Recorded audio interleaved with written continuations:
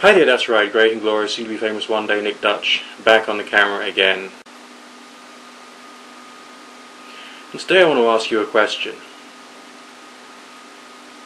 Do all movements, and I mean all movements, whether they're religious movements or political movements or artistic movements, have within them the seeds of their own destruction? If you think about it, someone comes up with an idea. Then it might seem like a wonderful idea, such as being nice to one another or being environmentally friendly. And with the passage of time, people start getting a bit irritable, and they start interpreting and reinterpreting things for their own purposes. They start laying down the law the way that they see it. Misrepresentations occur, and through these misrepresentations, different understandings or alleged wisdom start to be created.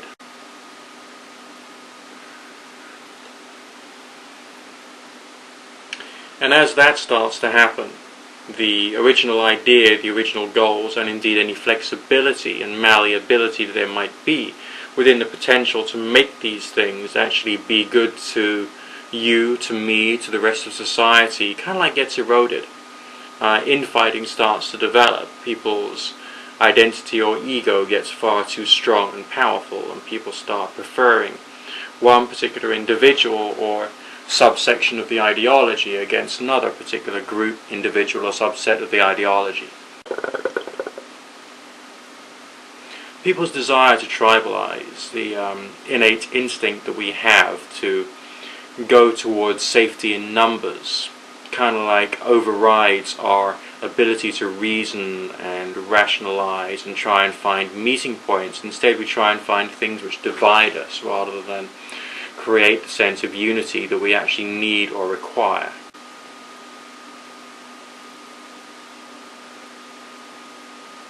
This generates much more in the way of resentment and bitterness in individuals, and the sense of separation develops further and further and further. I mean, just take, for example, Christianity. How many different denominations are there of Christianity, and how long has Christianity been going for? And all of this originating from a minority Middle Eastern cult that probably had some pretty good intentions behind it. Something to do with working against authority and working towards the common good, maybe. And instead we have people who are perfectly willing to inscribe Bible verses on weapons and end up going out to kill people with them.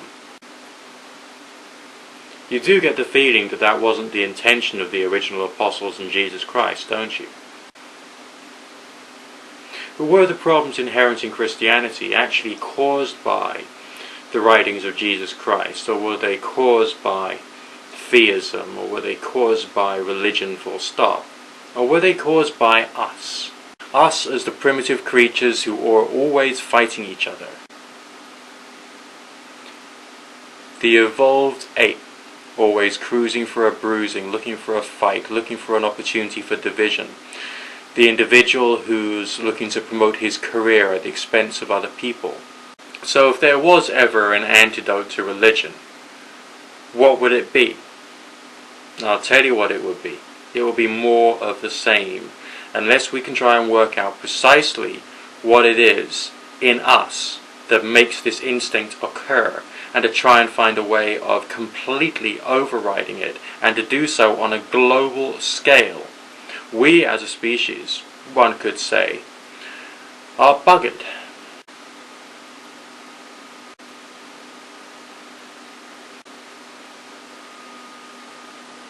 Change isn't always good, and it isn't always bad, but it is often poorly thought out.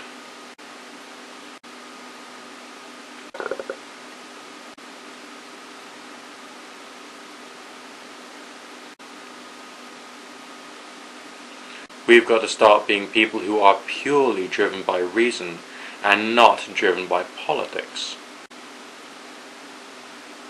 And if we can build bridges and discover fire, I'm pretty sure we can work out how to make our own species be decent for a change.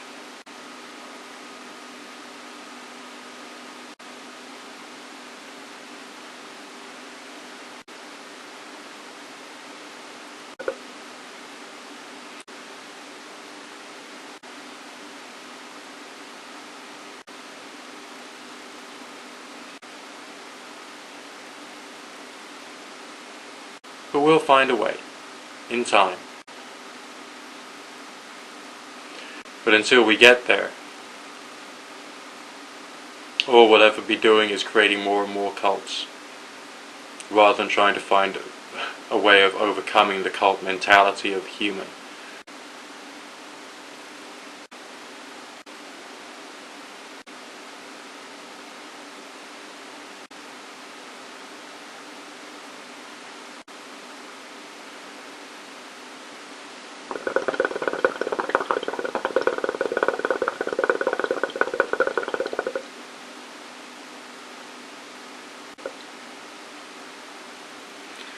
I know what I could do. I could just edit out all of my talking and just do plenty of videos of just me doing lots of clouds. Wouldn't that be cool?